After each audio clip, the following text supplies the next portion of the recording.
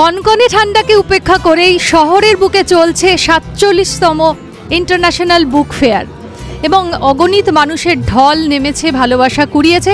Radio new টাউনও সেদিক দিয়ে পিছিয়ে নেই।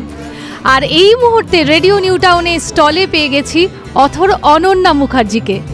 তিনি থাকেন সিঙ্গাপুরে কিন্তু চলে এসেছেন কলকাতায় এই বুক ফেয়ারের টানেই। ম্যাম, আপনাকে জিজ্ঞেস করব এই বুক ফেয়ার নিয়ে আপনার ফিলিংসটা।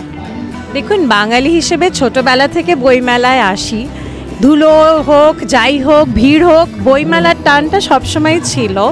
কাজেই অথর হিসেবে নিজের বইকে এখানে স্টলে দেখতে পারা is like life coming a full circle. এটা একটা ভীষণ ভালো অনুভূতি। তো অবভিয়াসলি ওই জন্যই চলে আসা সিঙ্গাপুর থেকে, যে বইমেলাটা ছাড়া যাবে না। আর বিশেষ করে যে বছর নিজের বই বেরোচ্ছে সে বছর তো একেবারেই নয়। এবং কতখানি ভালোবাসা কুড়িয়েছেন এখানে?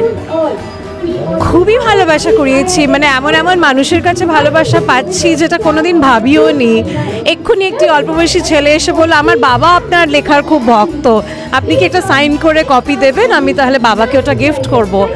বড় ভালো লাগলো। মানে বই পড়ার লোক তো খুব কমে যাচ্ছে আস্তে আস্তে। কাজেই এরম করে কেউ যদি এসে এত একটা মানে আত্মীয়তার সাথে কথা বলে এবং বলে যে সত্যি তার বাবা আমার বই ভালোবাসে বলে সে বই নিয়ে যাচ্ছে, বড্ড ভালো লাগলো।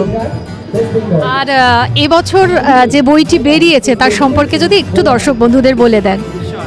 তো অ্যান আনবর্ন ডিজায়ার, আমার এই বইটা অ্যাকচুয়ালি বেরিয়েছে 2021 সালে, কিন্তু কোভিডের জন্য তখন বইমেলা হয়নি বা সেভাবে আমরা বইটাকে প্রচার করতে পারিনি, লোকের কাছে এনে দিতে পারিনি। তো এটা একটা 15টা শর্ট স্টোরির কালেকশন, আমার সেকেন্ড বই।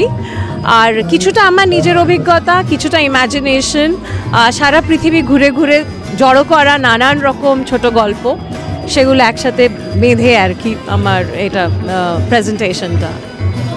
আমাদের ছোটবেলাকার সেই ময়দানের বুক ফেয়ার আর এখনকার বুক ফেয়ার কিছু কি পার্থক্য অনুভব করেন?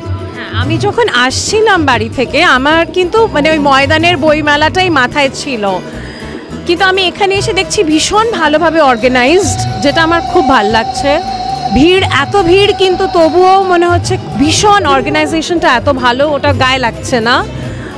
গেটে আমার কোনো প্রবলেম হয়নি, বিরাট একটা যে লাইন করে মারামারি করে ঢুকতে হয়েছে সেটাও নয়। ধুলোটাকে ডেফিনেটলি মিস করছি, ওই ধুলোর ব্যাপারটা নেই, অনেকটা ভালো। তো আমার মনে হচ্ছে যে সত্যি কিন্তু মানে ময়দান থেকে সরে এসে আয়োজনটা কিন্তু অনেক ভালো হয়েছে। আর আমাদের রেডিও নিউ টাউনের স্টলে এসে কেমন লাগছে?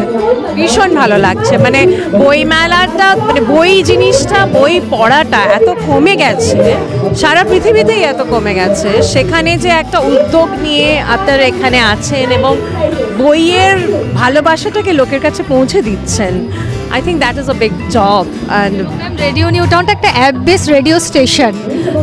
এরপরে আমি আশা রাখবো যে আপনি একটুখানি অ্যাপটা ডাউনলোড করে আমাদেরকে সঙ্গে রাখবেন। নিশ্চয়ই রাখবো আপনাদের সঙ্গে। Thanks a lot. আর রেডিও নিউ টাউনের স্টলে অবশ্যই আসতে হবে। বুক ফেয়ারে আসলেই 6 নম্বর গেট দিয়ে ঢুকে 301 নাম্বার স্টল। আমরা কিন্তু অপেক্ষায় রইলাম।